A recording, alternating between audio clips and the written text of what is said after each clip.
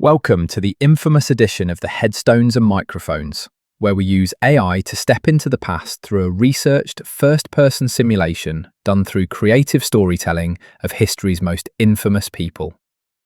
Now let's meet our guest. Welcome to the podcast. Let's start at the absolute beginning, where the public narrative hasn't yet distorted who you were. When and where were you born, and what was your given name? Hi, Calvin. I was born on June 22nd, 1903, right in the heart of Indianapolis, Indiana.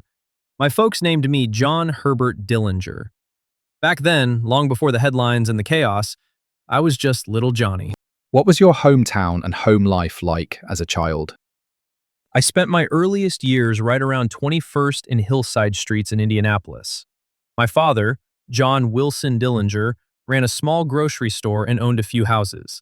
My mother, Molly, passed away when I was only 3 years old, so my older sister Audrey took care of me until she got married. When I was 9, my father remarried. Our home life was a constant tug of war. My dad alternated between extreme discipline, beating me with a barrel stave or locking me in the house all day, and completely spoiling me by giving me plenty of candy money and letting me roam the neighborhood until dark. When I was a teenager, we packed up and settled down on a farm in Mooresville, Indiana. But by then, the friction between my dad and me was already running pretty deep. Was there a story behind your name or a nickname that stuck with you? To my buddies and family, I was always just Johnny. But once my bank robbing career exploded across the Midwest, the newspapers gave me a nickname that stuck with the public: the Jackrabbit. They started calling me that because of my speed and agility, especially my habit of vaulting clean over the high wooden cashier cages and bank counters during a heist. What were you like as a child, and how many years of schooling did you actually attend? Growing up, the neighbors actually thought of me as a cheerful, likable kid who dressed neatly, but I definitely had a restless, mischievous streak. I led a little neighborhood gang we called the Dirty Dozen, and we used to sneak around pilfering coal from railroad freight cars. I attended public schools 38 and 55 in Indianapolis and did okay early on, but my patience for the classroom ran thin. I ended up dropping out of school completely at the age of 16 to work in a machine shop. What's a decision that changed everything for you, but felt small at the time? Back in July of 1923, I made the choice to steal a car in Indianapolis just to impress a girl on a date. A cop ended up pulling me over because I was roaming aimlessly and giving vague answers, so I bolted on foot. Knowing I couldn't go back home to my father, I went out the very next day and enlisted in the United States Navy. I got assigned as a fireman shoveling coal aboard the battleship USS Utah, but I absolutely hated the military discipline. I racked up punishments for going AWOL and insubordination, and after spending time in solitary confinement, I finally deserted for good in December of 1923. That one joyride completely upended my life. Let's talk about your early run-ins with the law. Before the world knew your name for your most infamous actions, what was your very first arrest or interaction with law enforcement, and what were the consequences? My first massive consequence happened in September of 1924, not long after I married my first wife, Beryl. I was completely broke and got talked into a botched, drunken grocery store holdup in Mooresville with an ex-con buddy named Ed Singleton. I ended up getting captured by the police. The local prosecutor convinced my dad that if I just pleaded guilty, the court would be lenient. So, I walked into that courtroom without a lawyer and without my father. The judge completely threw the book at me, handing me a staggering 10 to 20-year prison sentence for assault and attempted robbery. I ended up spending 8.5 years behind bars at the Pendleton Reformatory and the Indiana State Prison. At what moment did you realize your name would never be forgotten? It was during the summer and fall of 1933, right after I finally won my parole. I hooked up with an elite crew of bank robbers I'd met in prison, guys like Harry Pierpont and Charles Makeley.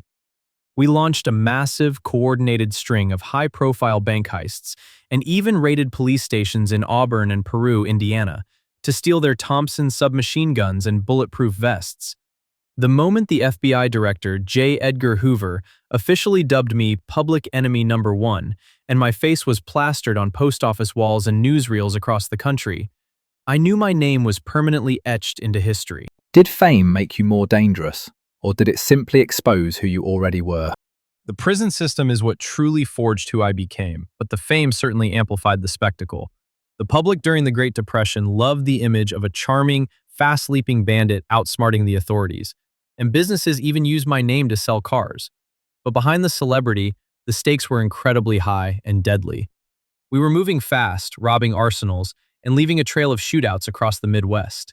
The notoriety didn't make me more dangerous, but it turned our bank-robbing crew into the most hunted men in America. Who do you believe betrayed you first? A person, society, or your own instincts? I was betrayed by someone I trusted in my inner circle.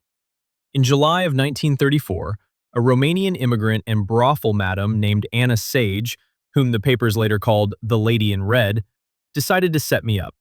She was facing a deportation hearing and wanted to cash in on the $10,000 bounty the government put on my head. She cut a deal with the federal agents and agreed to lead me straight into a trap. What was your most unique habit or a random fact about you that would surprise people? People are always stunned to learn how far I went to change my appearance and stay hidden while on the run in Chicago. I actually paid to undergo a primitive plastic surgery facelift to disguise my features. And to ensure the police couldn't identify me if I ever got printed, I used strong acid to painfully burn the ridges right off my own fingertips. What did the public never understand about the pressure you were under at the time? The public loved the romance of the escape, but they never understood the absolute exhausting pressure of a year-long manhunt. After our disastrous shootout with the FBI at the Little Bohemia Lodge in Wisconsin, my world shrank drastically. I was running on pure adrenaline, hiding out in safe houses, changing my name, and knowing that every cop in the country was authorized to shoot me on sight. It was a suffocating way to live. Did you have any known rivalries that defined your career? My ultimate rivalry was against the newly formed federal agents of the FBI and a relentless Indiana police captain named Matt Leach. Captain Leach and I played a continuous cat and mouse game. I used to taunt him by sending postcards from hiding spots saying, "Wish you were here." It was a bitter, definition-making battle between my crew and the entire apparatus of the law. What personal battles were you fighting privately while the world was watching? Privately, I was fighting the constant loss of the people close to me. My girlfriend, Billie Frechette, was arrested by the feds, leaving me completely isolated. I was constantly battling the reality that my inner circle was shrinking.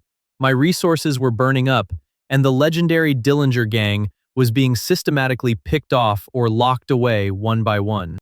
What was your darkest moment, and was there ever a time you wanted to walk away from it all? The darkest moments were the tight spots, where the bullets started flying. Like the raid at Little Bohemia, where innocent civilians got caught in the crossfire. There were absolutely times I wanted to just take the cash and disappear completely. But once you are labeled public enemy number one, there is no exit door. You are trapped on a fast track until the very end. When the law finally closed in, how exactly were you brought to justice? Walk me through the final arrest, the charges that ultimately stuck, and the legal outcome of your trials. My most famous legal stand happened earlier in 1934, when I was extradited to Indiana for the murder of a police officer during an East Chicago bank robbery. They locked me up in the Lake County Jail in Crown Point, which the sheriff bragged was entirely escape-proof. But on March 3, 1934, I pulled off my most celebrated stunt. I used a small piece of wood carved into the shape of a gun and blackened with shoe polish to intimidate the guards, locked up the prison officials, stole the sheriff's personal car, and drove clean out of the garage before a trial could even begin. What's the craziest rumor ever told about you, and what part of your story has been exaggerated the most? The biggest exaggeration was that I was a bloodthirsty, ruthless killer who personally shot down every cop in the Midwest. While our gang was certainly violent, and men tragically lost their lives during our getaways, the media completely sensationalized my role, turning a fast-moving thief into a cinematic, larger-than-life monster to sell newspapers. What is the biggest misconception people have about your life? The biggest misconception is that I was a bitter enemy of the everyday public. I never targeted regular citizens.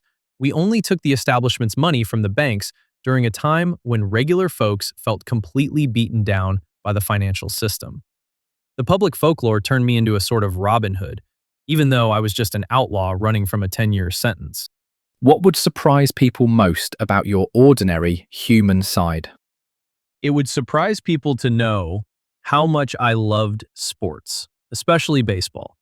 Growing up, I was a fantastic baseball player and took great pride in my athletic prowess. Even when I was hiding out on the run, I loved nothing more than trying to slip into a crowded stadium just to quietly watch a professional ball game like any other ordinary citizen. When, where, and how did you pass away? My run came to an end on July 22nd, 1934, outside Chicago's Biograph Theater. I had gone to the movies with Anna Sage and a new girlfriend, Polly Hamilton, fittingly to see a gangster film called Manhattan Melodrama. At around 10:40 p.m., as we stepped out onto the sidewalk, over 20 federal agents and police officers closed in on a tip from Anna. I took off running toward a nearby alley, but federal agents opened fire, killing me in a hail of bullets right there on the pavement.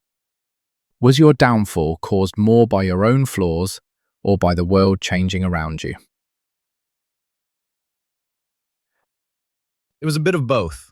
My flaw was trusting the wrong people and refusing to give up the high-stakes thrill of the robberies. But the world was also changing. The federal government was uniting local police forces, using nationwide coordination, and putting massive cash bounties on our heads that made it entirely impossible to maintain loyalty in the underworld. Do you have any closing remarks about the interview or the stories you shared that you would like to share with the listeners before signing off? I just want to say that the fast money and the headlines might look glamorous on a movie screen, but living your life on the run in the shadows is a heavy losing game. Keep your hands clean and appreciate the freedom you have. Thanks for the talk, Calvin. And that wraps up another conversation from Beyond the Grave. Thanks for joining us on the Headstones and Microphones podcast. Remember, do better with the life you have been given and choose to do good in this life. Please help spread the word by sharing and following the pod.